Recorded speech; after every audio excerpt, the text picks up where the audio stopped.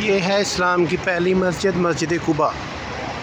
आप सल्लल्लाहु अलैहि वसल्लम ने अपने दस्ते मुबारक से इस मस्जिद की बुनियाद रखी और हज़रत अबू बकर सिद्दीक़ के साथ 14 दिन क़याम किया और हज़रत अली को हुक्म फरमाया कि आप लोगों की इमानतें वापस करके इधर तशरीफ़ लाएँ।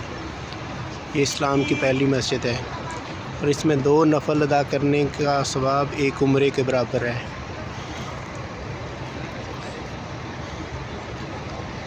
और हमने इधर फजर की नमाज़ अदा की है। माशाल्लाह बहुत प्यारी मस्जिद है।